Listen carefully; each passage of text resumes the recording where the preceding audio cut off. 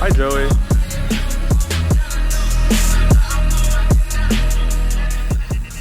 Ladies and gentlemen, boys and girls, welcome back to the vlog. And say hi to my beautiful wife right here.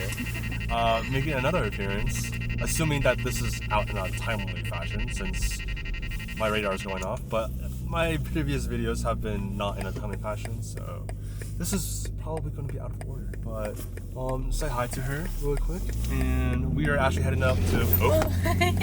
Yeah, I need a mount for that or something. But we are going to a car meet, I guess, if you want to call it that. Because we're back at school and school started, and we do have a car club here that hosts meets every week. So this is the first one of this year and this semester. So I'm hoping, fingers crossed, that there's like gonna be a decent crowd. And look at the W wife right here holding the camera for me as I'm driving. But yeah, we're back in the Ruby Star. There's no more lights on this thing, and Colin's in town, but he brought the CRV, so we're not gonna be seeing him. And Nikhil is here, I think, at the meet already. I'm not sure what he's bringing because he either is one less car or he still has the car. So if you guys didn't know, he is in the process of selling his M340.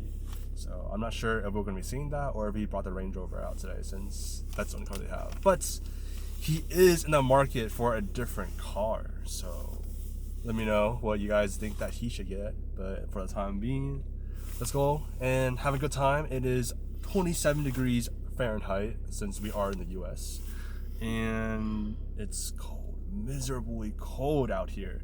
I did not enjoy my walk to my class this morning, and for it to just get canceled since my professor just decided not to show up, which is pretty ironic since he takes attendance in this class. We're almost there. We're on our way. We're almost there. Let's pass the screen light right here. Let's have a good time, guys. Are you ready?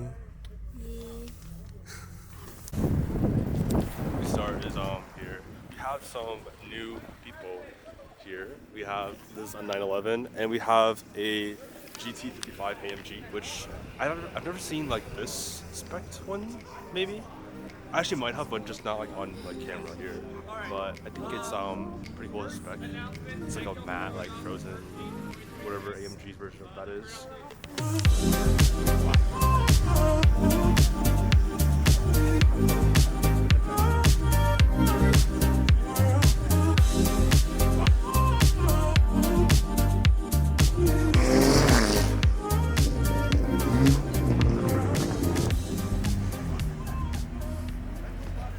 Just comp or? Yeah, it's legit FA2 comp. Wow.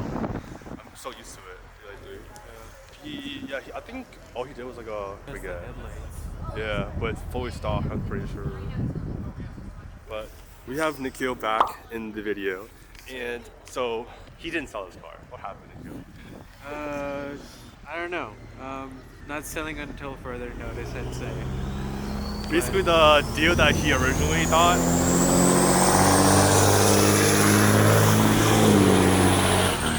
The deal that he originally had like placed, it kind of fell through. Like, not the potential buyer's fault. It was just like a rough situation to be in. Yeah, but this shit happens. Yeah, but he basically just placed an order on his new car, and it's pretty cool. He showed me the spec. I like the spec. It's pretty special, and I don't think I've ever seen this exact spec before. I've seen the same color, but like not that version of the color, if that makes sense. But it's potentially on its way soon. Yep. 6 months. 6 months, potentially. But yeah, I think these two were pretty good. I was kind of surprised to see this like still in the area because I thought like it was gone by the time I got back from my winter break. But I guess I was wrong, and it still survives for another few months until maybe he like trades it in for said new car. But good to see it. Rising truck coming out. Rising truck coming out.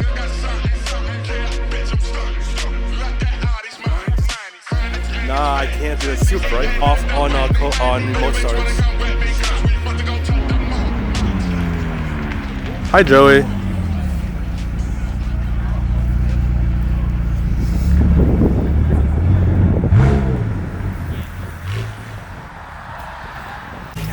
So, what's really cool about this is the LCI model on this F82. So it has like the icons, what we call it, and it has some switch on with the DRLs.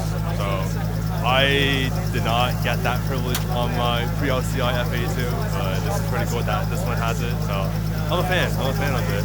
The Kios isn't like my pre-LCI lights, but that's okay. That's okay. But R34 is back and alive. So oh, this is pretty cool. I think he also has like a few other cars, like a R32 and like an Evolution. So it's pretty cool. And we got to see this before right before winter break, but I didn't film it because it was just kind of cold out. I got here like pretty late last time. But nonetheless, you know, you got like.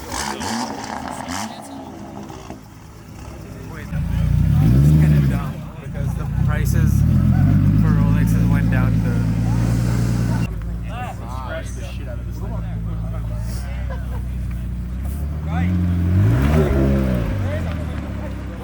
Where the Aussie does something.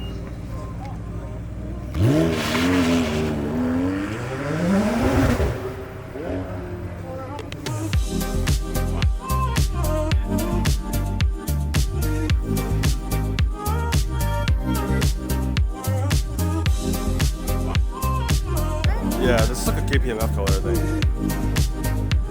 My tape? Someday we can do it. Okay. I don't like the circles.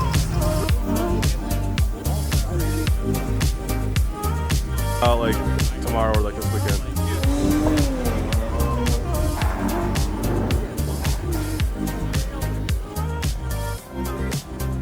That thing looks so good, but not as good as you.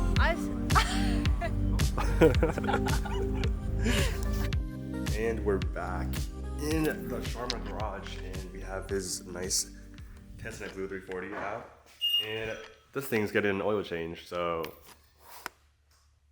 good guy letting me use his garage and tools for this, but it's been a little bit overdue. It's been 3,500 miles or so, between 35 and 4. So I was pushing it like a little bit because I wanted to keep it like around like this range, but not that big of a deal. It wasn't like 10,000 miles. So it's been a little bit slightly overdue. So I'll get this done. I have my Aprilia here that Nikhil is being nice enough to let me store here for over the winter. And a new addition to his garage are these quick jacks, which are pretty cool. He has not really tested them yet, other than just bleeding them. But yeah, it's fine. Puppy! Puppy's back. Ooh. Chop dog.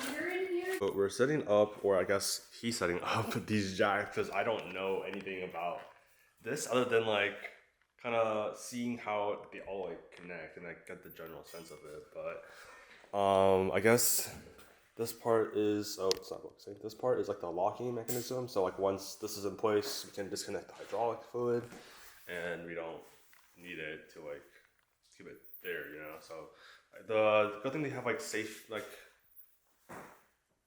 features, I guess, is a good word for this. It's pretty cool since we do have, well, he does have like those low profile jacks over there as well as like the ramps, but this is a lot safer and like less sketchy, especially since at his previous house, was doing it on like his driveway, which is like a hill, so really sketchy there.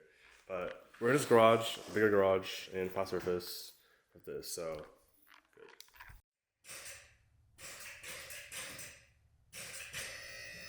Oh. You hear anything? Just like cracking, but just like plastic moving, I guess. It's just like, it's a creaking basically, see?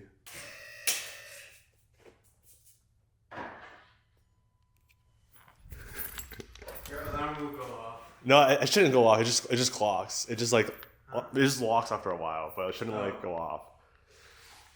It's just like creaking.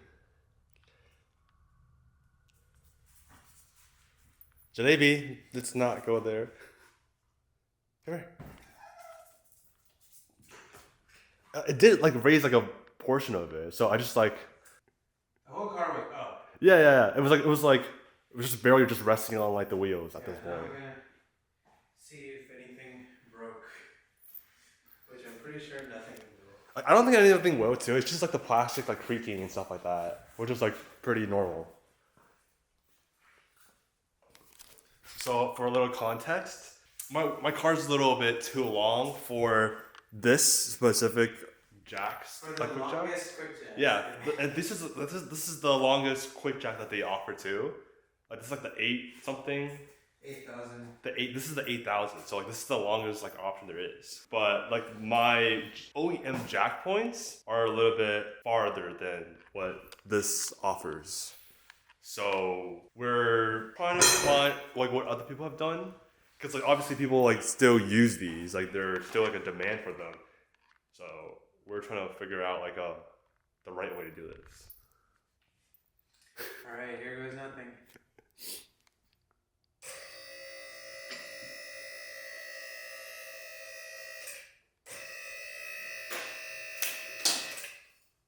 Like it's just cracking like that. So I don't know.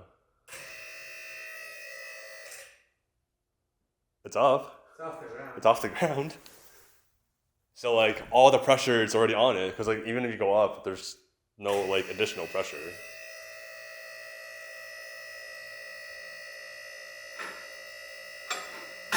Oh, and then there's the locking stuff.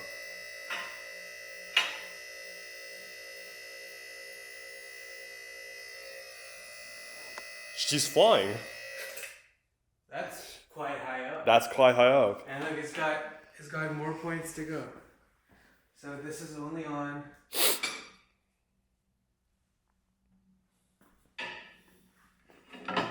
Maxed out is here. So there's like still like this is like halfway. No, it's not. There's still like another like 3 feet.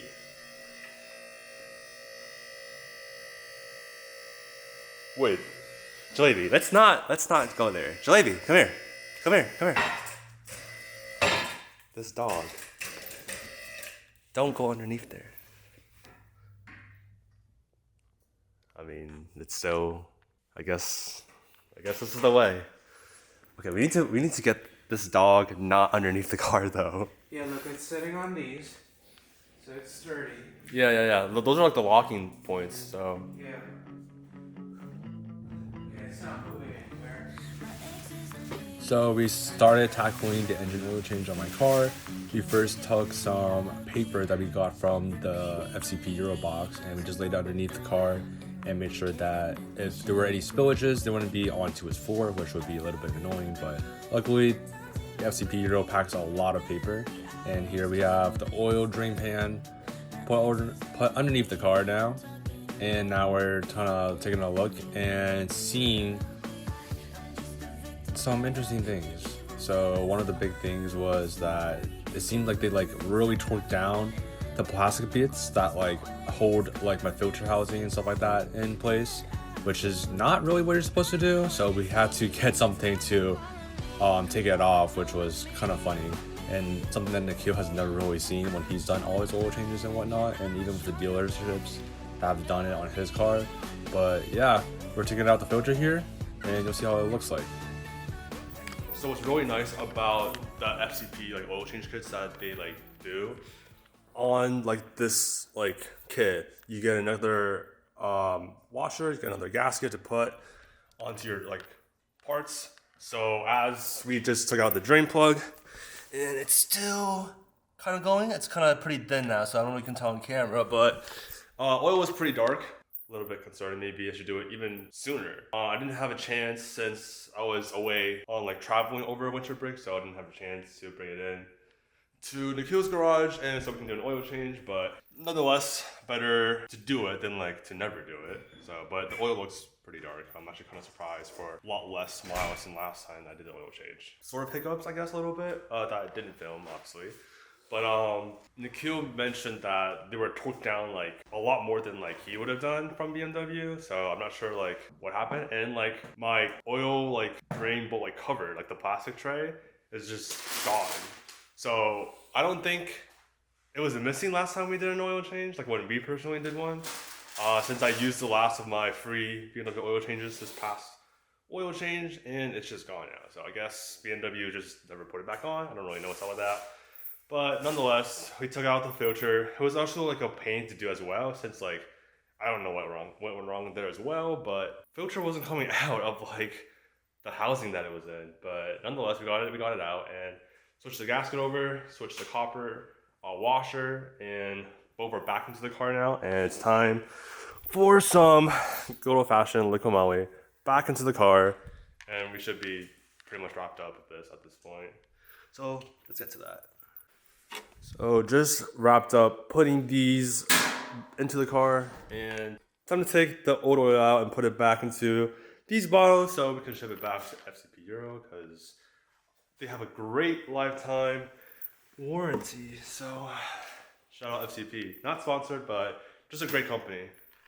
Please. And off camera, Nikhil said, "Please sponsor." But like, yeah, we have a lot of BMWs between the two of us. So he's hint, wink, wink, his next car. I guess I kind of gave it away there, but yeah, cap's going back on, and then we're just gonna drain this into these, and then we should be good to go. That's so like underwhelming. But now she sits back down. Huh? No sound. Yeah, it's actually kind of insane. This is the quietest like lift I've seen.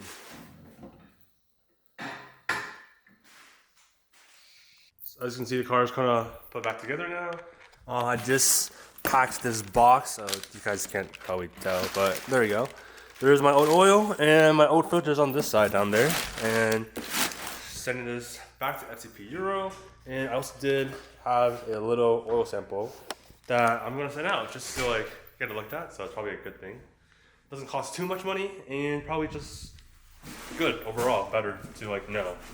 We're on the final step of this, is to reset my oil light. So I'm pretty sure you're supposed to hold down BC on this lever, and you hold it until it says like the little service intervals menu. So we should be able to reset it, and I don't know how long this is gonna take. So, and that's gonna wrap it up for like this video. The engine oil change was a pretty seamless process.